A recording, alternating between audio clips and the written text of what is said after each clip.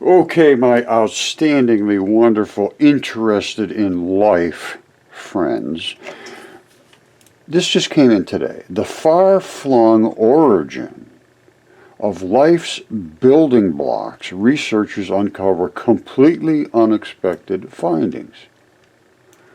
They're looking into Jupiter and life and meteorites, Imperial College of London, asteroids. Where did all of these come from? And what does it mean? How did they originally become what they are? And what are they? And what were they from? And where did they come from? And what does it indicate about life and the building blocks of life? Well, let's get into it. Okay, my outstanding friends, Roger once again, and today we're going to be looking at a meteorite. And this is an iron meteorite. See the little magnet here? It's magnetic. Now, when the iron meteorites come through the space, they actually smelt. Smelting means to burn off all the cheap stuff. Now, the bigger the meteorite, the more cheap stuff burn off. This is a very small iron meteorite, so it's still got a lot of the cheap stuff. And I have it in the microscope right now, this little microscope, telescoping microscope, and I'm going to show you it is virtually identical to what they are showing here, which is what they're claiming to be a new minerals. There's new minerals that they say they found. Now, let's see if I can show you them in my microscope. I have to turn the lights off. Now, remember these structures. You see these little things? They're in the black here, these little black globular places, primarily in the black. And then they found some other stuff. But let's see what I show you. Remember the meteorite right there? Here it is in the microscope. Now, you remember those little white fibers? There they are right there. All right, and this is that black matrix. All right, now these are the white fibers. And the reason they didn't burn off of there is because it's so small. And the same thing there, those are those little fibers in these black matrix. The rest has turned to metal because this was a bigger meteorite and it smelted more. Now we're going to be looking at this very closely in the microscope. And you see that red spot right there? I'm going to show you biology here in my microscope, in my meteorite. And I'm going to show you biology in this one. Hold on a second. Because it's all biological. I'm sorry, everything that there is, as far as I can determine coming out of space, is biology. Okay, prepare to be stunned. This is what they call Comet 67P, Churyumov-Cherkasenko, or however you pronounce it. I can't really do it. But it is a two-piece comet, they call it. And here's what they're claiming is the two lobes shape of the comet is the result of a gentle, low-velocity collision of two objects and is called a contact binary. So they're saying this just bumped into each other and now they're held together. I'm going to show you Comet 67P in extreme detail because listen to this. This is the first time they ever did this. Hold on, let me explain exactly what they did. All right, let me just explain to you what they did here. They sent a spacecraft up. It was called the Rosetta mission. And this was done by the European Space Agency. So they sent, and they prepared since, I think 2003 or 2004. They prepared to do this, and they sent and it also had a lander. Not only was it going to go up there and follow this comet for years, literally a couple of years, and it's just hung around on it, watching it, observing any changes that happened and so forth, the gases that were coming off. And then it finally landed the lander on there and actually sampled the soils. And, I'm going to show you the details. It's absolutely stunning. And then they just walked away from it because it pointed to the fact that it was not what they thought it was. It was not a snowball. It was literally biology. And I'm going to prove it to you right now. Let me just read this to you, what it says here. The Rosetta mission was the first mission to include an orbiter, which has orbited the comet. It accompanied the comet for several years, as well as a lander, which was the Philae lander. It collected close-up data from the comet's surface and even particles. They call them Kenneth and Juliet.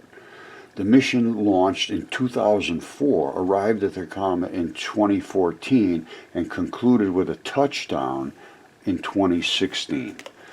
And I'll show you what they found. This is the incredible part. They still think they're snowballs, and this is just dust blowing off it. There's a green one coming around tonight, literally. And they still don't know what they are. And now it's called carbon-2. We just figured it out after 90 years. We just figured it out. Well, no, it is transition metals. They still think, even today, February 1st, 2023, it's nothing but a snowball. And they're trying to explain why sometimes they glow green. And we just finally figured it out after 90 years. Well, let me see what I think it is. And it's not a snowball. I can tell you that right now, for no question whatsoever.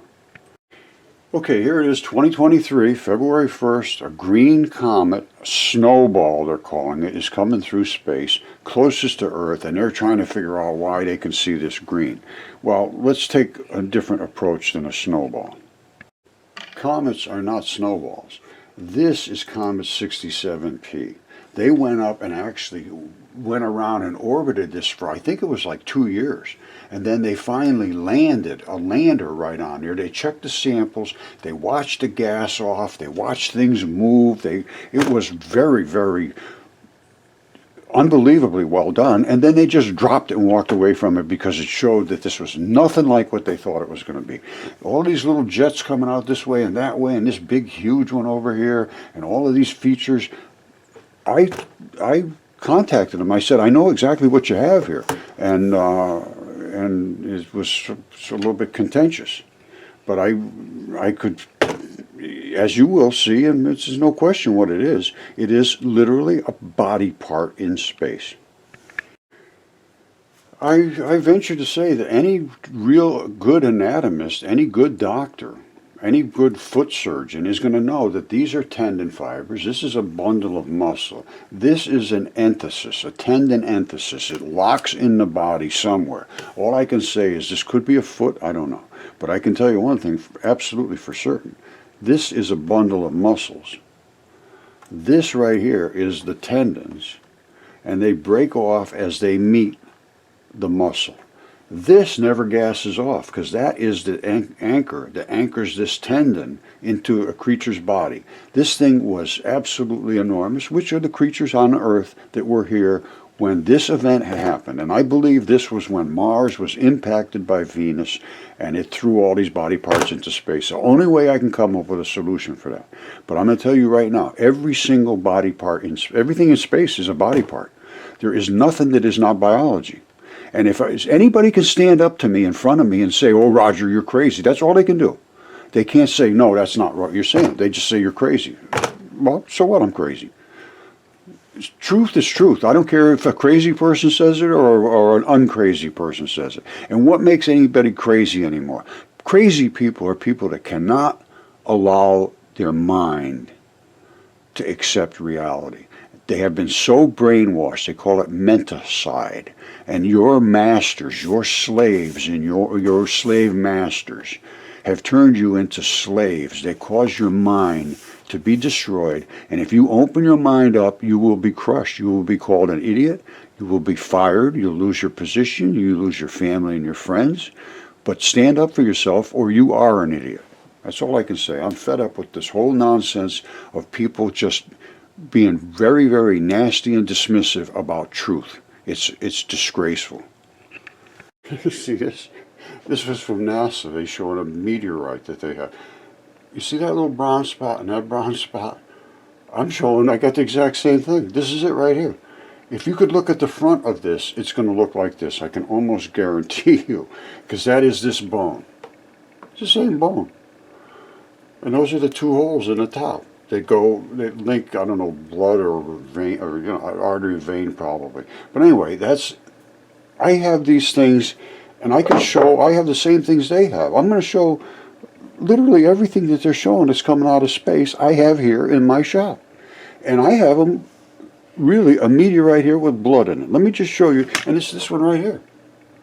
That meteorite has blood in it. It's this. This is the one right here. You see it? Now, we're going to put some hydrogen peroxide in those lung alveoli, in the cavities, and we'll put a little water. You see, they're saturated with blood. There's just tons of blood in here. Let's check it out.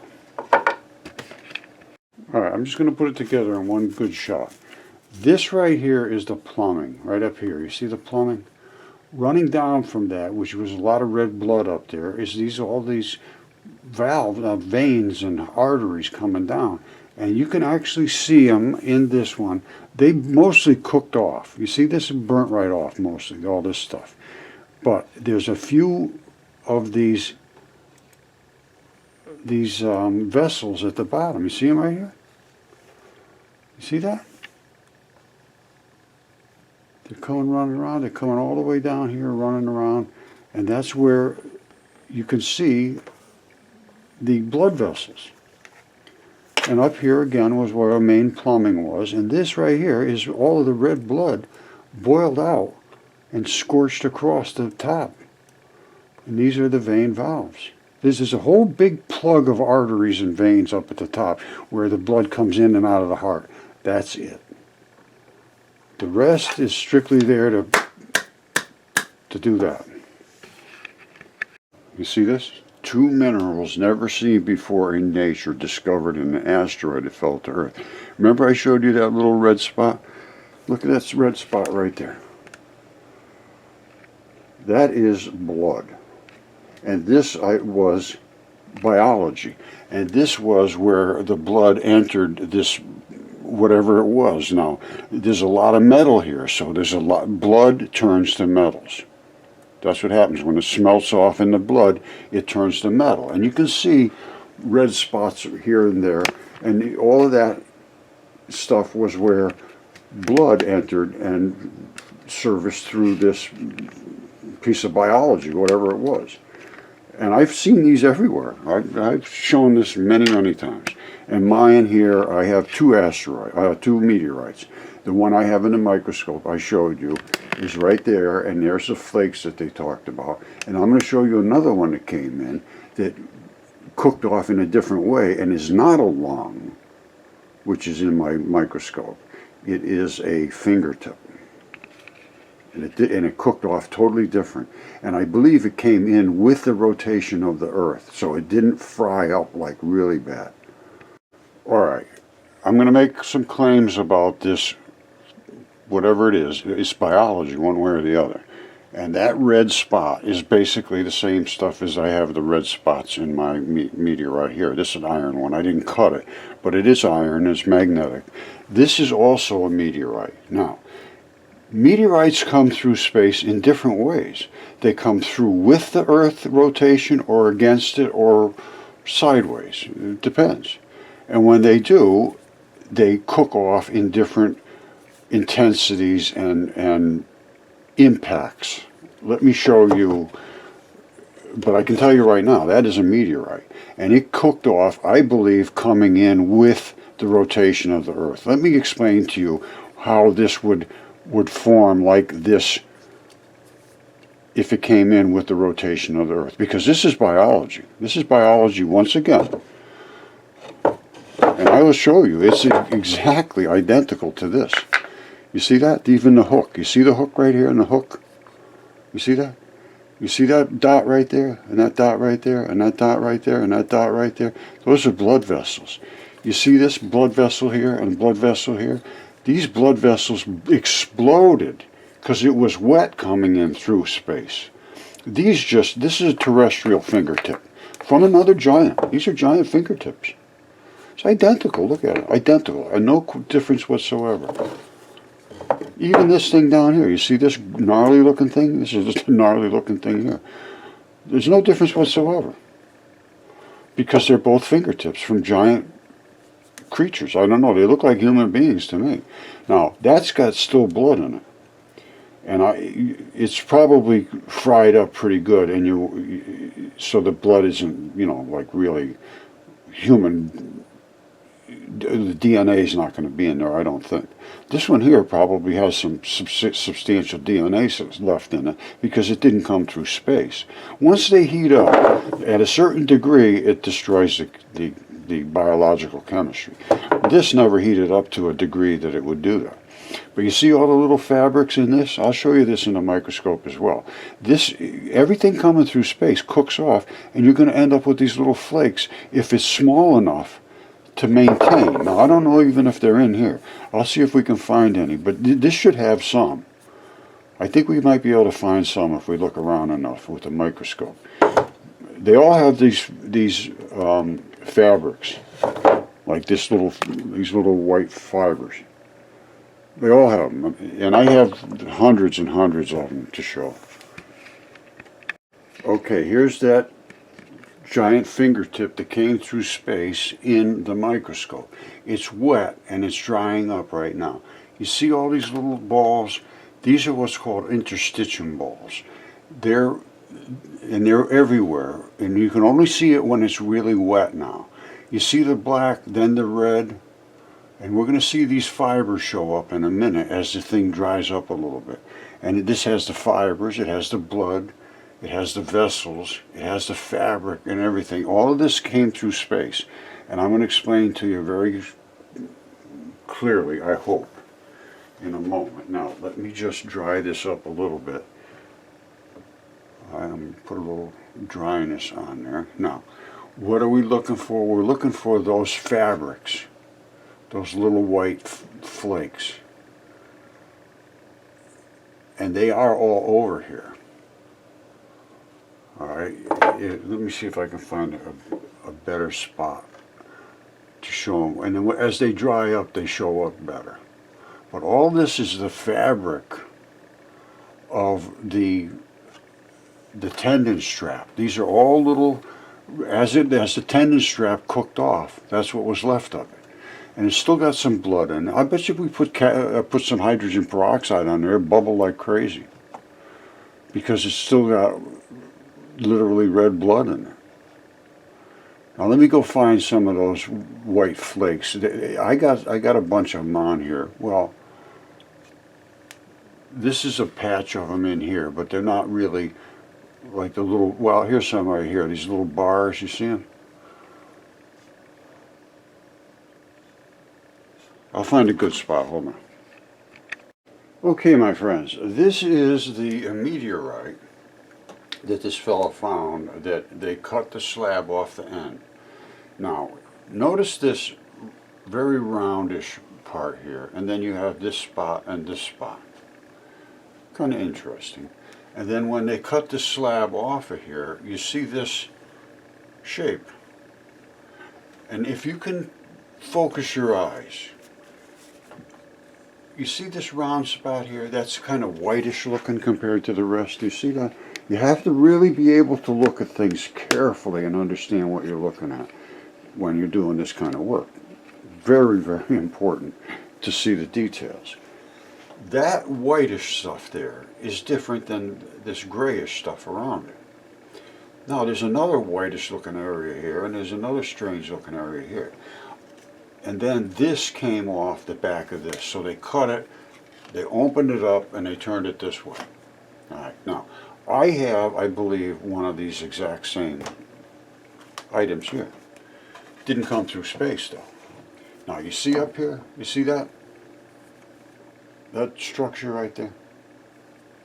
All right, now, at the end of it, you see this? This is the end. Now, I broke this piece off right here. But this piece flared right out, exactly like that flare is there. It flared right out to here. Just like this flares out on the other side, just as that does. Just as this circle here is this circle here, which is this circle here. Now, this one had some of this stuff burnt off, because a lot of this is flesh. This is a body part, and this is a fingertip. It's a fingertip. It's been DNA tested, CAT scanned. I'll show you the CAT scans in a minute. And these are this is the bottom where the pads of your finger are. You have the same pads on yours. And here is an apical tuft. You see that little round spot right there? You see that little tag coming off? That's this right here. Alright, so don't forget now. This circle is this circle right here, and that's where the bone was. This right here is where the blood supply is. You can actually see the little dimples in there where the blood went through here, because they don't, the veins and arteries don't change like the other parts of the fleshy and bony things. The veins and arteries have little just tubes around them. You can see these are veins and arteries, and so is that. And I had the same thing here, and then this side I broke off just to see what was in here. But in the CAT scan, it's complete, and you will see all of this. And you'll see there's a tendon here, the bone is here, and that's what he's showing right there. Now, we're going to get deep into these meteorites, and we're going to look at all the different types, because all of the different types I can explain. I have them here right now. Here's one right here. It's a little iron meteorite. Here's the magnets on there. It's not falling off. But it's a small one. The bigger they are, the more they smelt. Smelting, as I told you, I understand this process very well. Smelting means how hot you heat up a certain substance to. And when you do, all the cheap stuff, the low-end molecular stuff, atomic stuff, burns off. It just burns off and turns into slag. And then you end up with your metals. And that's what happens when they come through space, because they're scrubbing against the atmosphere of space coming through our atmosphere. And they heat up and they glow and all those little things, and you see all the smoke coming off, and then they hit. Now, if they stay intact like this, you end up with a pretty good preservation. And most of them are quite well preserved. The Willamette meteorite is gigantic. It's absolutely huge, and it is identical to that right there. It's a lung, which this is a lung as well. And the Willamette meteorite, and the lungs are just 100% saturated with iron. You see that? That red, that's iron. Iron is in the blood. There's two types. There's the FeO2 and FeO3, which is the 3 is the oxygen one that we use the extra oxygen out of, and then the O2 is your vein blood. And that they change a little bit in the meteorites. But I could show you all of this stuff in extreme detail. I could show you the actual blood inside of an iron meteorite. Let's go look at that right now so that I can establish some credibility here. Okay, my friends, this is going to turn into a ramble, because there's so much involved in this that I just sort of have to bring you through the research with me. I'm pretending like I just never knew anything about this, and I'm just starting to understand it. And I'm looking at an iron meteorite or a metal meteorite. I don't think anybody would disagree with that. It's sliced. Now, as I examine this, I look at these different crystal patterns. I say, well, what is that from? And I do understand it is from different types of metals. And these are the transition metals right in here. And these primarily are what are in your blood. You know, there's all these other stuff is in your blood too. But this transition metals, what they do is they move molecules through your body. And they need to latch onto other molecules. So that's why they have these crystal patterns. Just think of it that way. They're all a little different, and they all click to a different type of chemistry. Now, what is this and what's that? What the hell is going on there? What is this? And why is this all crunchy like there on the edge? Well, let's examine these first. I'm going to come in real close here. Let's see. The first thing I see is there's two different colors there. The one on the top is red. Let me come in real close and see if you can see that. That's red. I think you can see that's red. All right, now, let's see what we got when we come back out of here. We got black. What the heck is going on there? We got red and we got black. And then over on the edge, what do we have here? We have some scruffy looking reddish, scruffy looking layerish stuff. What is those layers? And they are not the same as the metal. This is totally different. The surface, well, not totally different, but quite different. And I will show you, I have a meteorite here, which is similar, and I will show you exactly what these things are. So again, this is going to turn into a little bit of a ramble. It's just going to take some time to do. But I showed you, this is red blood, and that is the vein blood. This is artery vein. This is metal. Metal is in the transition metals and all these different metals that are in blood. Blood is literally 100% metal almost. When it burns and boils off all this cheap stuff, you end up with a metal. This is probably a heart, well, I think this is probably a liver, because it doesn't have a lot of plumbing in it. It has, but has a lot of metals. And that's what livers have. Now, a heart and a lung, different story. They have a little more plumbing, and they have, especially the lungs. The lungs will come out looking like this quite a bit. As a matter of fact, this is a meteorite lung right here. You see all the holes in it? That's a lung. And I can actually prove that is a lung. And I am going to show you there is still red blood in that lung. And that is a meteorite. It came through space. When they're small, they don't cook off all the cheap stuff. They just don't get hot enough. That's the key. It's temperature related. The bigger it is, the hotter it is, the almost it turns into 100% iron and the heavier metals. Let me show you the Willamette meteorite. And again, the Willamette is just exactly like this, only it came through space and everything cooked off except the metals. You can still see some red blood in these cavities that are in the tubing of that Willamette meteorite. Let me show it to you. All right, here's even a closer shot of the black and the red. Now, let's look at a real, you can see, there it is. Now, these little different crystal patterns are different types of metals finding their partners. This one is the red one. This is the artery up here. Now, every now and then you'll pick up a little bit of tubing in there, but there's not much tubing in this, because the tubing shows up different than the gooey stuff. The tubing is running through there, and it's a little different. Now, you see up here, remember I said about the edge?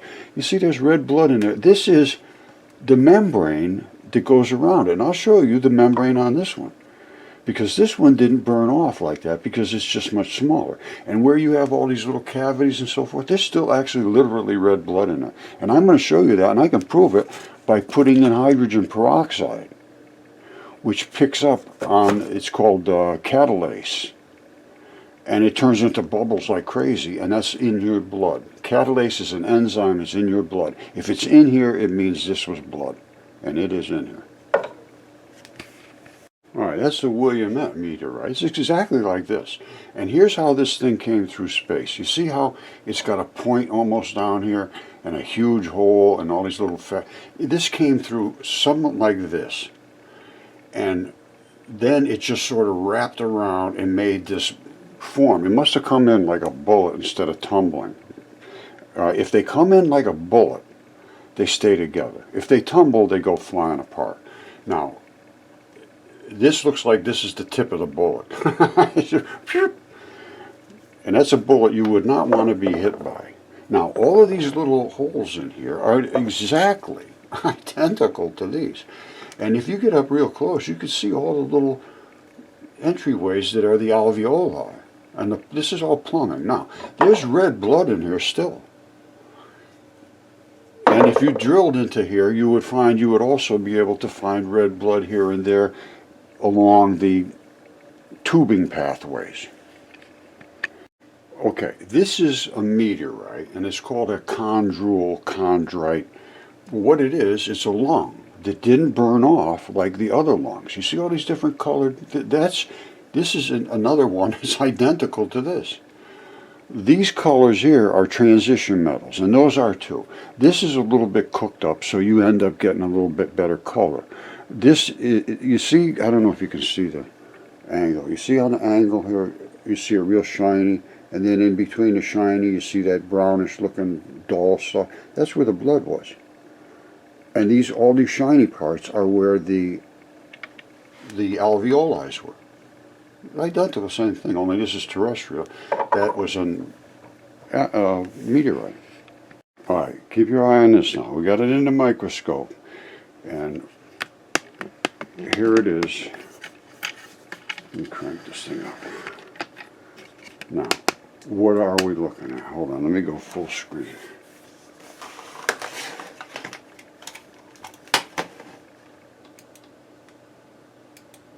All right, now, that is that little lung. All right, the little magnetic lung I have here. You see, here's the magnets. All right, sticking off of it. All right, now what is these? What are these little spots here? That's blood. What's this little white spot? What's going on with that? Let's look around and see if we can find any more of those white spots. Look at that, they're all over the place. They're all over the place. I wonder what that's from. Well, I don't wonder because I know what it's from. But you might wonder. And guess what you see in that guy's meteorite?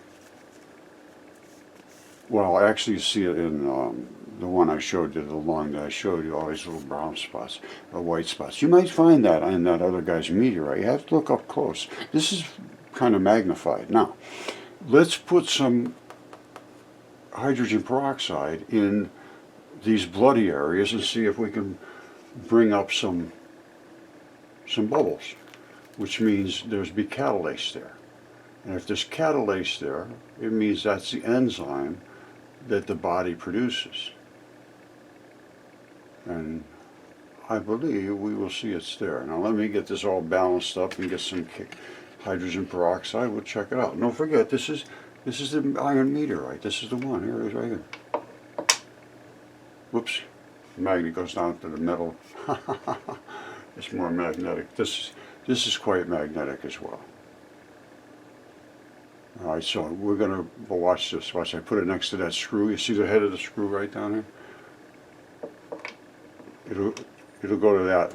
It's better because it likes denser metal, quite obviously. Let's see what we can do with that. Can we create any bubbles? Okay, this was cooked off pretty good. Usually they really bubble up. This is after maybe, it's got to be close to over 5 minutes. You can see it bubbling off here. You see it bubbling up out of this one. This one's not a bad one. Usually they bubble like crazy just all over. But all of these tubings will also be spitting out particles. I mean bubbles. You see it? Whoops, let me home in on that. You see them spitting out of here? That's the catalase working.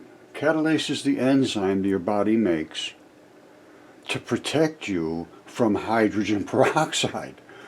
So it's turning the hydrogen peroxide into water to save you from reactive oxygen species.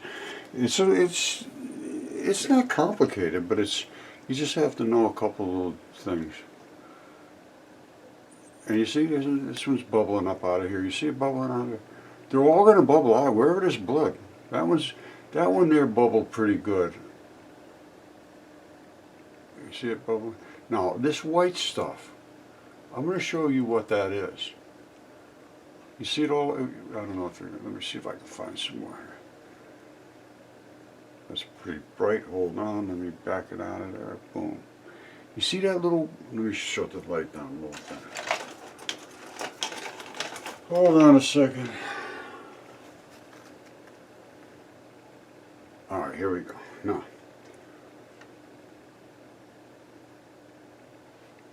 look at how bloody this thing is. It's unbelievable. Now, these are the little fabrics that are in the tissue that surrounds a lung. It's called pleurer.